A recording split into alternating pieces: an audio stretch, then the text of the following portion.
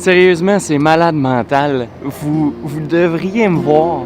Je cours comme un enfant. Je suis excité fois 1000. Comme si j'avais rien vu d'autre dans ma vie. Ah! Quel beau matin. Je suis parti très très tôt de Lisbonne en direction de Sintra. J'ai vu un autre beau lever de soleil. Et là, je suis arrivé. Sintra Villa. Et comment décrire cette petite ville montagneuse, entourée de collines? Je vous dirais que c'est un peu la genre de station balnéaire des familles riches dans le temps, dans le passé et encore un peu aujourd'hui. Et on retrouve ici des palais, des châteaux, des fortifications. Tout le monde a passé ici, hein? Les Celtes, les Maures, les rois portugais. Et en arrière de moi, c'est le palais principal de Sintra, qui n'est pas le plus beau, mais qui est un bon point de départ. Et là, je suis arrivé un peu trop tôt. C'est ça le problème. Il n'y a pas un chat. L'office de touristes n'est pas ouverte. Il n'y a personne. Le palais n'est pas ouvert non plus. Donc là, je me promène un petit peu dans la ville comme ça, à faire le tour. Puis juste devant moi en ce moment, j'ai les anciennes fortifications construites par les Maures qui sont complètement en haut de la montagne. C'est débile, sérieux. Je vais y monter tantôt. Pas mal d'exercices, je pense, aujourd'hui, parce que ça monte, ça descend. Ça va en être toute une. Là, c'est encore frais, c'est juste parfait. Aïe, aïe. La fraîcheur, l'air pur. On est vraiment bien. On est vraiment bien.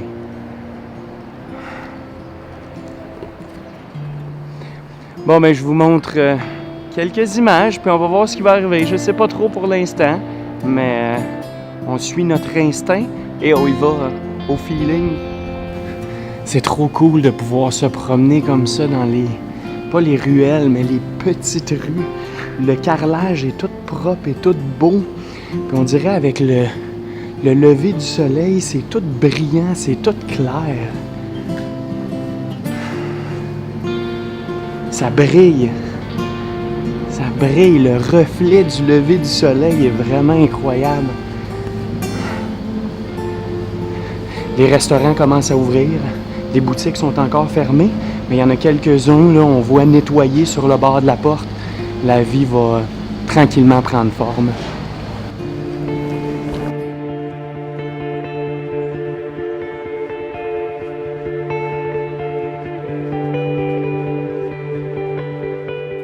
Pour ce qui est de la petite histoire, il faut savoir qu'au moment de la conquête musulmane de l'Hispanie au 8e siècle, la région de Sintra était déjà occupée par des peuplades.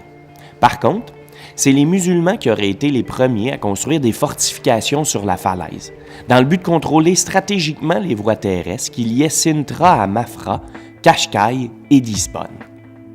Finalement reprise par les forces portugaises en 1147, on répare les défenses et on dote le fort d'une église.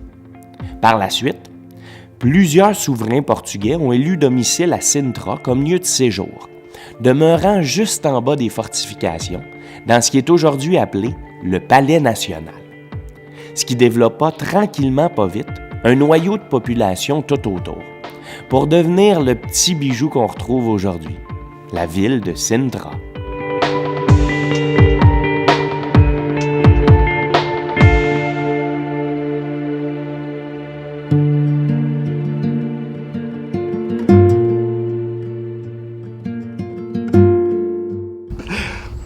Ouais, ben ce qu'on voyait tantôt, d'en bas, là, le phare, là, au sommet de la montagne, ben on est presque rendu.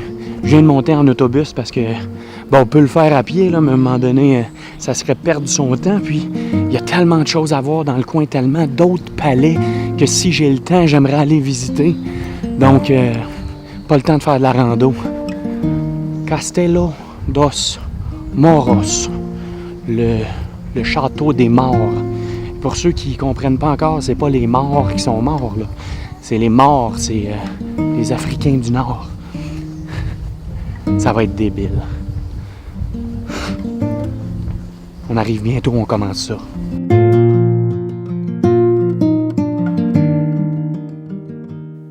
Le château des Morts est confortablement installé, directement au sommet des montagnes qui dominent la ville de Sintra. Et pour être bien placé, il est bien placé, parce que du haut des murailles, érigé sur un massif rocheux, isolé sur l'une des cimes de la chaîne montagneuse de Sintra, on a une vue d'ensemble sur toute la région. Et on voit même la côte au loin, le rivage qui longe l'océan.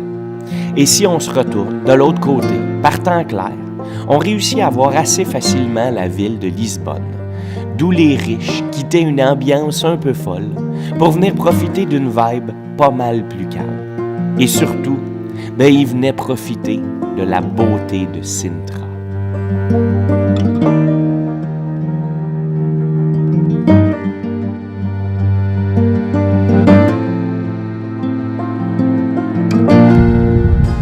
Sérieusement, c'est juste magnifique. Je pense que la dernière fois que j'ai eu pas un feeling comme ça, mais que j'ai vécu ce même genre d'aventure, il faut que je retourne comme 5 ans en arrière, à me promener sur la grande muraille de Chine, d'un bastillon à l'autre, d'une tour de garde à l'autre. Puis on retourne dans le passé encore. Hein? Les fortifications ont été construites par les morts pendant le 10e siècle. Et c'était vraiment un emplacement stratégique parce qu'on n'est pas loin du port de Lisbonne qui est à peut-être un petit peu plus qu'une dizaine de kilomètres. Puis on a l'Atlantique de l'autre côté, les plages de l'Atlantique. Et juste devant moi, il y a l'autre palais qui est au sommet de la montagne. Là, on dit qu'on est à peu près là, à un petit peu plus que 400 mètres d'altitude. Et il y a une poignée de personnes. Je suis arrivé le premier, j'ai eu le temps de prendre des belles images. Et là, on est peut-être 15-20 sur le site, maximum. C'est pas pour rien que, pas la région, mais l'emplacement, là, les quelques palais, la fortification, le site est au patrimoine mondial de l'UNESCO, là, sans aucun doute. Et là, je suis pas encore monté complètement en haut. C'est là que je m'en vais. C'est fou. Regardez-moi ça.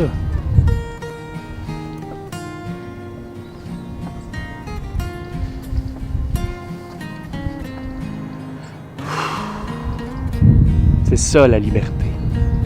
C'est ça la liberté du voyage. Wow.